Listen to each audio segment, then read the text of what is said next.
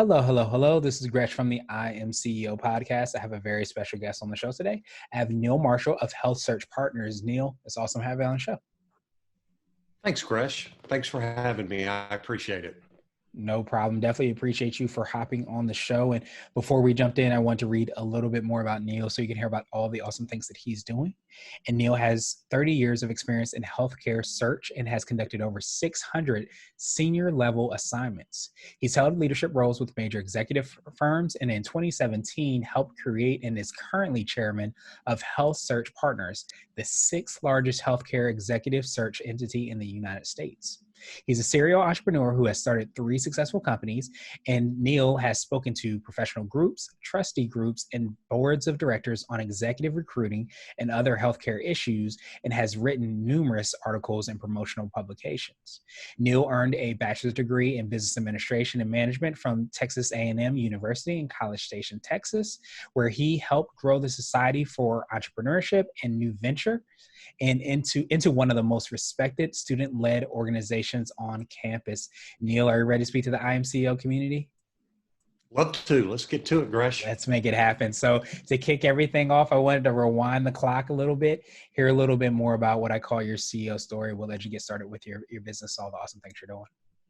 Sure. So I started in executive search back, like in 1990, but I knew I've worked with a pretty large search firm, but I knew that I'd always wanted to do something on my own. So about 12 years after that, a coworker and I decided to strike out on our own. We had the blessing of our former firm, so they referred business to us. So we had a ready-made pipeline. Nice. About 12 years later, I partnered with someone else that I'd worked with on a new firm that had a slightly different focus. We started our current firm because we wanted a little bit more scale. So I'm currently co-founder and chairman of HealthSearch Partners. Nice. And it definitely sounds like you, from reading your bio, that entrepreneurial kind of, bug was in you for a while. It sounds like even at College Station. Yeah, absolutely. I always knew that I wanted to do business on my own. I wanted to be an entrepreneur, always. Yeah, that makes so much sense. So I wanted to drill down a little bit, hear a little bit more about HealthSearch Partners. Could you take us through exactly what you guys are doing and how you're serving the clients you work with? Sure. So as you said, we're the 6th largest executive search firm specializing in hospitals and health systems. We help our clients find executive talent for their organizations. In addition, I work with hospital executives on how to enhance and build their career brands. And kind of a new thing that I'm doing, my newest venture is called the Gray Hustle. It's helping, you won't understand this, you're not quite old enough, but us 50-somethings, it's helping 50-something executives build their career brand so they can enhance their income, their freedom, and all their flexibility in retirement. Okay, nice. And I definitely appreciate that. And I do have a little bit of gray hairs here and there. So I think I can relate to that a little bit, but I think it's so important to kind of be able to kind of give people sometimes an underserved community potentially that opportunity to really be able to kind of cultivate and still sharpen the saw and still be able to kind of get out there and get their names out there. Yeah, absolutely. No, I agree. Yeah. And so I wanted to ask you now for what I call your secret sauce, and it could be for yourself personally or your business, but what do you feel kind of sets you apart and makes you unique? So I'm going to talk about my business instead of me personally this time. Mm-hmm. What makes HealthSearch Partners unique is that we're big enough to be what I call relevant in our niche, but we're small enough that we don't have access issues that the big specialized firms have. Mm-hmm. What that means in our business, there's something that's called blockage. And what that means is a firm can't access executives or that from companies that they work for, or executives from companies that they used to work for a certain period of time. In addition, they can't access the executives that they've placed in their current positions. And if they're doing a lot of similar searches, they can't use those executives in multiple searches. So clients then effectively are competing with the firm for the best candidates. The bigger you are, the more blockage issues you're going to have. And what HealthSearch Partners can do is we can access 90% of the candidates out there, where some of our competitors can only access 60 or 70%. Yeah, it kind of sounds like you have the ability to be kind of quote unquote kind of nimble to provide those opportunities, but at the same time have that obviously footprint that you guys have by being such a large or have such an imprint in the industry. Exactly. We're in a really small niche industry, and so we're big enough. We're big enough. You don't have to be huge. It's actually sometimes not as good to be really, really big. Yeah, I think especially, if you're trying to serve and potentially be able to kind of serve the clients, as we kind of talked about with the program that you have, you want to be able to be nimble enough to be able to make adjustments and be able to serve even better. And necessary in the size of the organization doesn't necessarily always fulfill that. Exactly. No, you're exactly right. Awesome. So I wanted to switch gears a little bit, and I want to ask you for what I call a CEO hack. So this could be like an app, a book, or a habit that you have, but what's something that makes you more effective and efficient? So what I'm going to talk about is a habit, Okay. and it's a creativity habit or hack. Okay. So what I do, and you'll appreciate this, is I listen to business-oriented podcasts that are around things that I'm interested in. I listen to it every day when I work out. The hack is that I'm thinking while the podcast is going on, and every time I get an idea, I hear something that makes sense, I write it down or type it out right then and there. I put it in OneNote. I put it in one place all the time. Okay. If I can't do that, if I'm running or something like that, I'll just tell Siri to write me a note.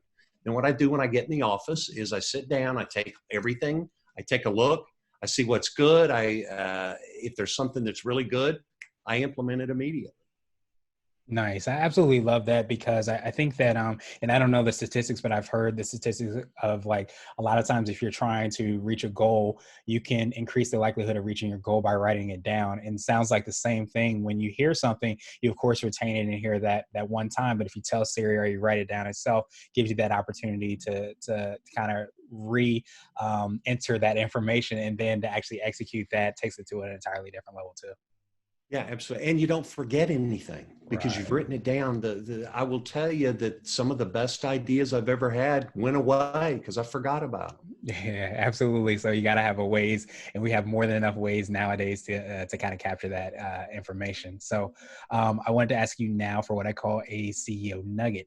So that could be a word of wisdom or a piece of advice. It might be something you would tell yourself, or if you were to tell a client how they can be more effective and efficient. So what I wanted to do is one of the things you said is what would you tell your younger self, right? Mm-hmm. So here's what I would tell my younger self, i.e. young people today. Mm-hmm. The first thing is don't give your job 100% of your time. Mm-hmm. Give your job 90% of your time. Take 10% for you, okay? That 10% for you, what are you going to do? You write articles, network, build relationships, go to meetings and conferences, build your own career brand. Don't give your company everything. Keep some for you. That's number one. Number two, I would say go where things are happening. Find extraordinary people and become valuable to them. Build relationships. Then maybe those people will take you on their next ride, or they'll have you be a part of their next venture.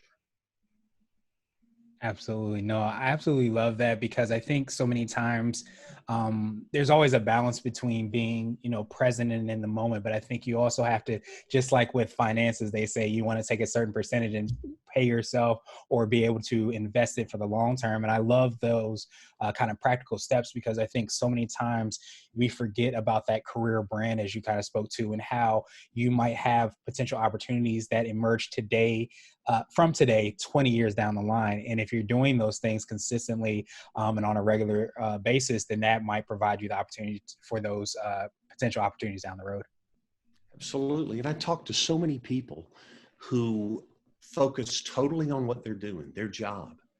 And they say, hey, I can't get away to interview with you because I'm too busy and I'm this. And I'm like, you got to take 10% of that time and give it to you. Yeah, absolutely. And I think obviously from somebody who, helps out so many people finding those opportunities, I think that that goes far as that, that information and that nugget, because those little, that little amount of time can completely change your life, completely change, what things look like for you down the line. Absolutely. And the other thing about going to where things are happening. So for example, used to be you go to New York if you wanted to do business, right? Mhm. Because that was where Wall Street was, and that was where everybody was. But you know what, today, you know where it is? San Francisco. And if I were a young person today, that's where I would be. I would be there. I would be out. I would be looking for people, again, those extraordinary people, and then be of service to them, figure out a way to build a relationship. And then the next rocket ride, jump on. Yeah. Yeah, absolutely. And yeah, it's so important because how you can increase the likelihood of success, I think, by your environment. And as you said, being in New York, years ago, but being in San Francisco now provides you those opportunities sometimes when you're not even looking for them. And that's when you get to have that opportunity to be on that rocket ship and take off. Absolutely. Awesome. So now I want to ask you my absolute favorite question, which is the definition of what it means to be a CEO. And we're hoping to have different quote unquote CEOs on the show. So Neill, what does being a CEO mean to you? So, as we talked about earlier, I always knew I wanted to be an entrepreneur, and I knew I wanted to have my own business. When I was a kid, I had lemonade stands, I held carnivals, mowed lawns, bought and sold mini bikes. I built a zip line in my backyard so that the neighborhood kids would ride on it. The first guy got on it, rope broke. He fell down about 15 feet right on his you-know-what. So that didn't turn out so well. But, I always knew that's what I wanted to do. As I got older, it wasn't about money with me, and it's not about prestige. What I discovered is it's about creating. Whether it's creating a new business, creating a new way to do something in my business, I get a charge out of creating. So when you're the CEO and you have an idea at 7 a.m, you can have it implemented by the end of the day. That's what I love about being a CEO. Yeah, absolutely. And I think being able to kind of bring those things to fruition, because everything kind of new under the sun is kind of created. So having the ability to kind of bring those things together, create solutions, create opportunities, as we kind of talked about before, comes from somebody who is able to think about it, but taking it a step further, able to implement those on a regular basis and execute on that is a huge thing. Right. And for me, it's more about the volume of things that you can create and do. And the fact that if you have an idea, you get to implement it that day. You don't have to go talk to your boss, who then talks to his boss, who then talks to his boss. By the time they get back to you, you've forgotten what you wanted to do. Right? I don't have to convince anybody. I just get to do it. Yeah. And that's incredibly freeing and a great opportunity, especially for people, like yourself, obviously, that have that entrepreneurial spirit, that are able to kind of see and solve problems. And not only will you potentially forget the idea if you have to tell your boss and your boss and your boss and so on and so forth, the opportunity itself might be gone by the time you get approval to actually take flight on that. Absolutely. Or you run into people that don't think the way you think. I remember back early in my career, I would do things that were pretty cutting edge. And then I would just sit in my office and wait for the CEO or one of his people to call me screaming at something that I did, about something that I did. But it worked and it was good. Right. Yeah, absolutely. And it wasn't the zip line, just for the record, right? No, that was a fail. Okay. That was a fail. Yeah. For Scott Spoelstra, I don't think he was ever the same. Probably not. But no, it's great, that you remind us to kind of, ignite that spirit and the opportunities that it presents. And I think that not only as CEOs, but even people that are, leaders within organizations, I think it's only important to be able to kind of create a culture and that opportunity where people that have that entrepreneurial spirit and that drive can, come up with ideas and different ways to kind of, solve problems that allow the world the organizations and everybody within it to be a lot better. Yeah, absolutely. I agree. Awesome. Well, Neill, truly appreciate that perspective, and I appreciate your time even more. What I wanted to do is pass you the mic, so to speak, just to see if there's anything additional you want to let our readers and listeners know, and of course, how best they can get a hold of you and find out all the awesome things you and your team are working on. Sure. So I guess what I would say is, number one, we're in an unprecedented time in a lot of different ways. But I think when we recover from COVID-19, we're going to go back to a time when I would say to young people that it's an extraordinary time. Whole businesses and industries are being created every single day. I don't believe there's ever been a time where more opportunities to create businesses have ever been better. Your business is an example. 10 years ago, podcasts were not, there weren't any. There were barely any, and they weren't important. I just read somewhere that we just broke 1 million podcasts. Mm-hmm. That's incredible. Yeah. Anybody that's got something to say can say it. Absolutely. Yeah. We all have, I think that's the biggest thing about, this day and age is that you have that platform, as you talked about, obviously from a podcast standpoint, but even you talked about that career brand. We have so many different ways, podcasting and vlogging and blogging, to be able to kind of transcend or to kind of create and to grow our message and our brand and everything that we're trying to do. So here's a funny example. So when I was very young in my career, I got quoted in USA Today, which mm-hmm. was huge. Okay. I mean, huge. Okay. Yeah. So, and I mean, getting quoted in USA Today was something you don't forget. And it was just big.